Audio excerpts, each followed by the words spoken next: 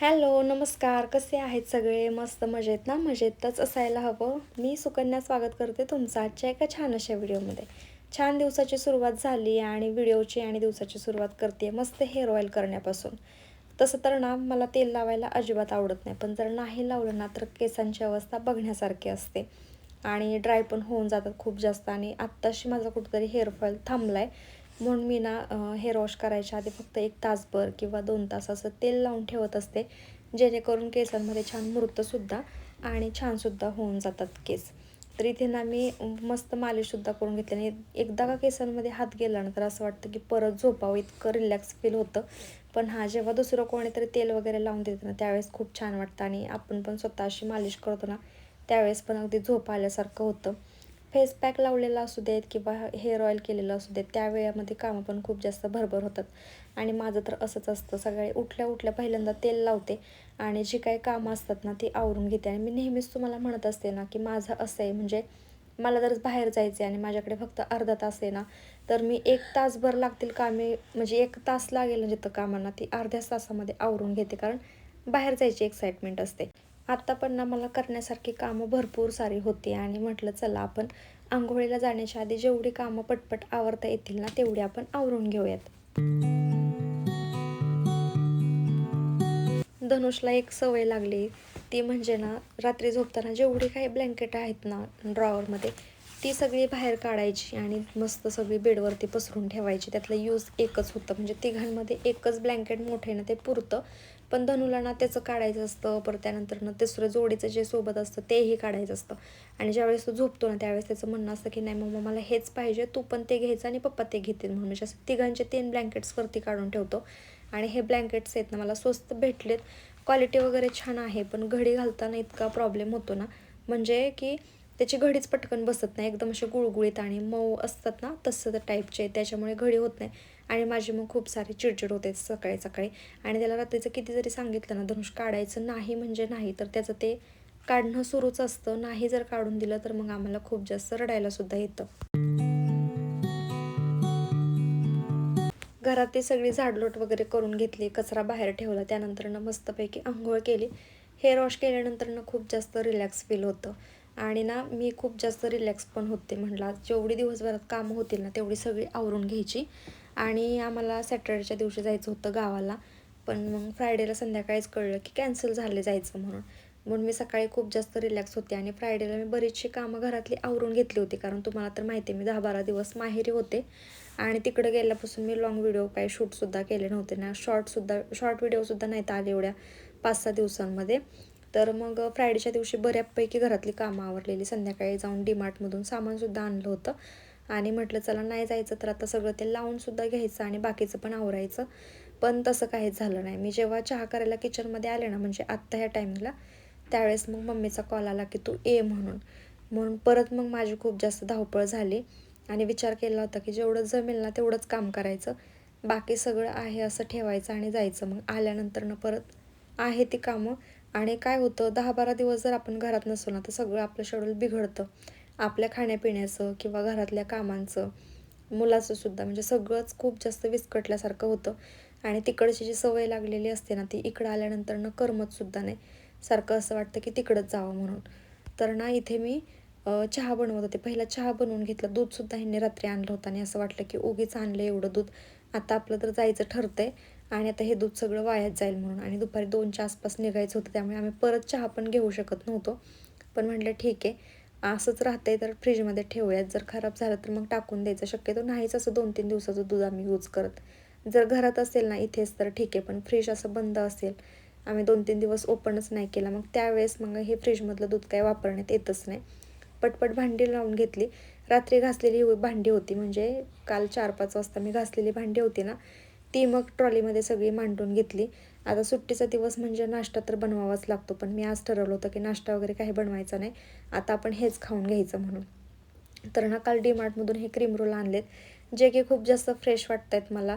Date वगैरे आहे त्याच्यावरती, पण हे असे पॅकेजिंग केलेले आहेत ना त्यामुळे तर ते खायची खूप जास्त इच्छा होत होती.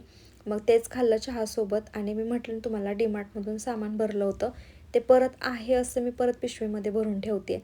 कारण गाडीतून त्यांनी ह्या बॅगमध्ये भरून आणलं होतं आणि म्हटलं की चला आता इथं पसारा काढण्यापेक्षा गावाकडून आल्यानंतर कंटाळवाणं वाटण्यापेक्षा हे बॅगमध्ये भरते आणि व्यवस्थित एका कोपऱ्यामध्ये ठेवून देते.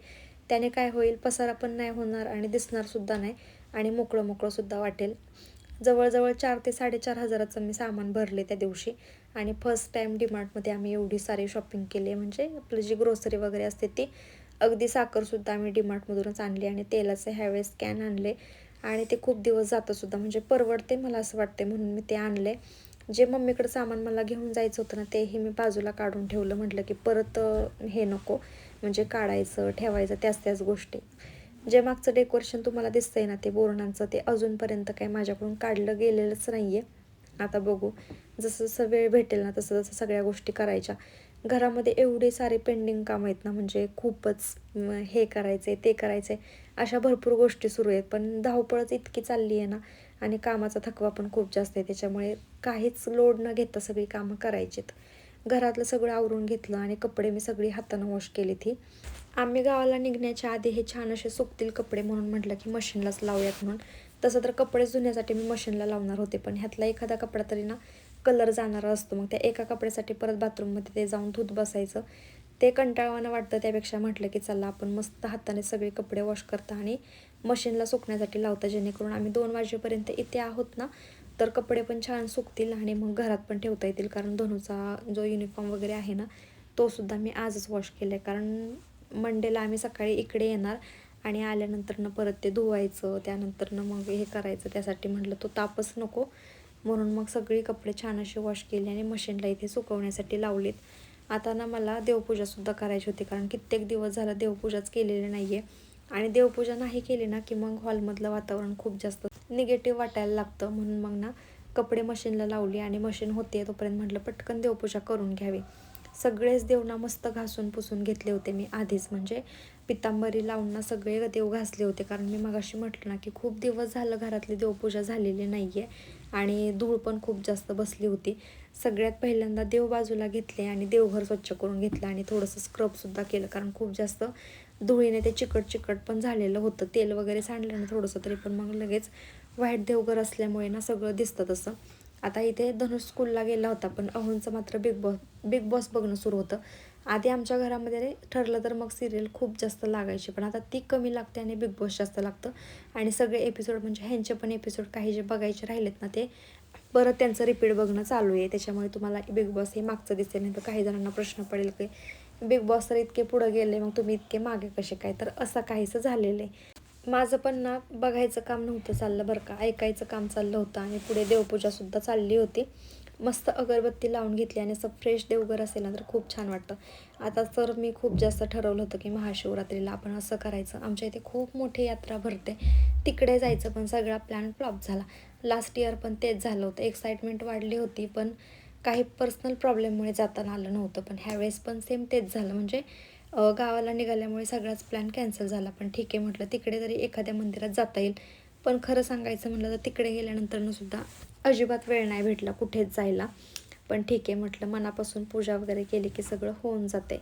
आज खूप दिवसांनी असं कपाळावरती कुंकू लावलं होतं, देवांचा आशीर्वाद घेतला आणि मसाले भात बनवला होता मी जेवणासाठी. मी कसला अहोंनीच बनवला होता, त्यांनीच मला बरीचशी मदत केली होती. मी जेव्हा कपडे धुयला बसले होते त्यावेळेस मी अहोंना सांगितलं होतं की तुम्ही राईस बनवा म्हणून. त्यांनी छान असा भात बनवला होता, मस्त पापड भाजले होते आणि असं काहीचं मस्त पोटभर जेवण केलं. आणि थोडासा वेळ होता माझ्याकडे, म्हणजे मी तर थोडंसं काम आवरायलाच घेतलं होतं, सामान भरायचं. आणि धनुचा खूप जास्त हट्ट चालला होता की मम्मा मला चोकोज खायचे आहेत म्हणून. आता तुम्हाला मला हे सांगायचं, म्हणजे चोकोज जे डीमार्टमधून आणलेत ना, तर त्याच्यासोबत ना एक छान असा बाऊलसुद्धा भेटला आहे, सॉरी ग्लास जारसुद्धा भेटला आहे आणि तो खूप छान आहे. असं तर प्लॅस्टिकचा आहे, जास्त काही यूजमध्ये येणार नाही, पण मला ते खूप जास्त आवडलं. आणि धनुचा हट्ट चालला होता की मम्मा तू मला याच्यामध्येच दे म्हणून. खूप दिवसांनी घरामध्ये कोकमसुद्धा आले आणि त्याचा तोही हट्ट चालला आहे, कारण आमच्या घरामध्ये ह्या दोघांनासुद्धा कोकम जास्त आवडतं. आणि ते पितात कधी माहिती आहे का? संध्याकाळच्या वेळेला, म्हणजे झोपायच्या आधी अर्धा एक तास पितात. मग ना धनुष तसाच हट्ट करतो की मला हे आत्ताच पाहिजे म्हणून. आणि ना त्याला खूप जास्त आवडतं सुद्धा. आणि जे त्याच्या पप्पांना आवडतं ना ते सगळ्याच गोष्टी धनुषला पण आवडतात, त्यामुळे त्या दोघांचं छान जमून जातं. मला ना बटाटा आवडत नाही, पण ह्या दोघांना प्रचंड आवडतो. आणि मग धनुचं सारखं तेच चालतं की मम्मी मला पनीर दे. पनीर म्हणजे हे म्हणजे बटाट्याला तो पनीर म्हणतो. सगळं आवरून झाल्याच्या नंतरनं मग भांडी घासायला घेतली. ह्या भांड्यामध्ये ना मोठ्या टोपामध्ये मी काल जे कप यूज करते ना, जे नॅपकिन वगैरे असतात ते मस्त असे हे केले होते, पाण्यामध्ये उकळून घेतले होते त्याचा चिकटपणा जावा म्हणून.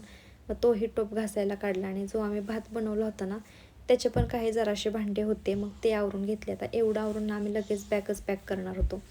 गावाला जायचे 2 दिवसांसाठी, म्हणजे सॅटर्डे संडे, मंडेला तर सकाळी माघारी येणार.